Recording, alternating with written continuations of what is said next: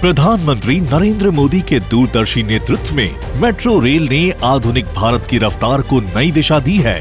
आज देश में 1140 किलोमीटर से अधिक मेट्रो नेटवर्क ऑपरेशनल और लगभग 900 किलोमीटर नेटवर्क निर्माणाधीन है।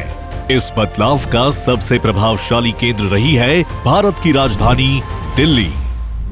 आधुनिक बुनियादी ढांचे की नई पहचान, भारत मंडपम एवं यशोभूमि जैसे भव्य सम्मेलन केंद्र, बेहतर कनेक्टिविटी के लिए Delhi Meerut RRTS, Dwarka expressway, Delhi Meerut expressway, urban extension road 2 और ई-बसें दिल्ली के विकास को नई दिशा दे रही हैं।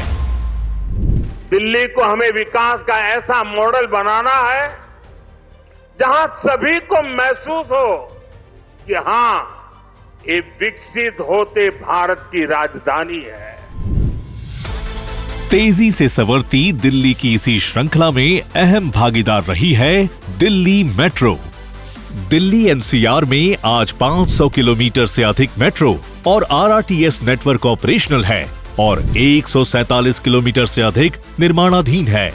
मेट्रो के विकास की इस यात्रा में आज एक और महत्वपूर्ण अध्याय जुड़ गया है। दिल्ली मेट्रो के फेज 4 की पिंक लाइन पर लगभग 3,300 करोड़ की लागत से निर्मित 8 नए स्टेशनों वाले 12.3 किलोमीटर लंबे मजलिस पार्क से मौजपुर बाबरपुर कॉरिडोर और मेजेंटा लाइन के विस्तारित दीपाली चौक से मजलिस पार्क तक के 3,000 करोड़ रुपए की लागत से बने नए कॉरिडोर का उद्घाटन आज प्रधानमंत्री श्री नरेंद्र मोदी जी के कर कमलों द्वारा किया गया है।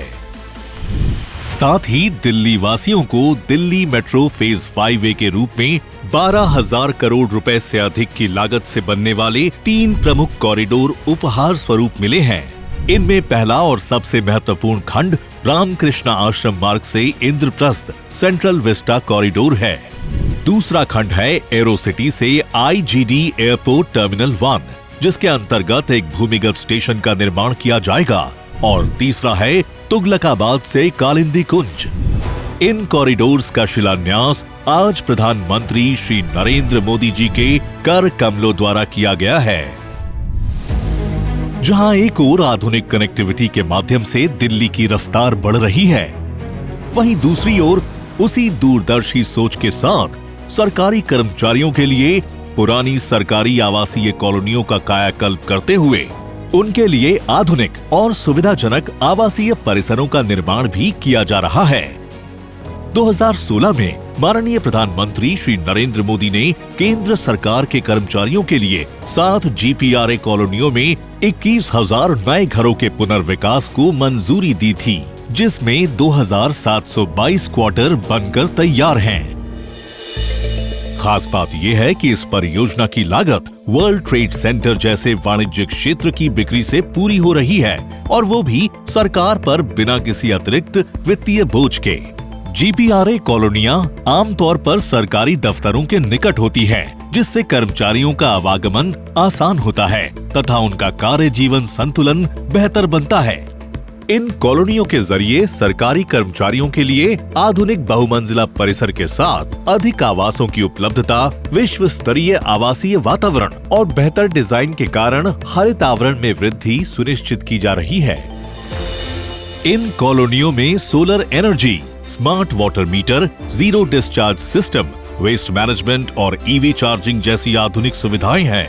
यहाँ हर इमारत गृह रेटेड यानी ऊर्जा दक्ष और पर्यावरण अनुकूल है। School, multi level parking, market, अस्पताल, CGHS डिस्पेंसरी और कम्युनिटी सेंटर से निकटता इस परियोजना को केंद्र सरकार के कर्मचारियों के लिए सम्मानजनक आवास और आधुनिक शहरी सुविधाएं उपलब्ध कराने की सरकार की दृढ़ प्रतिबद्धता को दर्शाती है। इस ऐतिहासिक अवसर पर आज माननीय प्रधानमंत्री श्री नरेंद्र मोदी द्वारा केंद्रीय सरकार के कर्मचारियों के लिए GPRA के 2,722 फ्लैट्स और नेताजी नगर के GPOA को राष्ट्र को समर्पित किया गया है।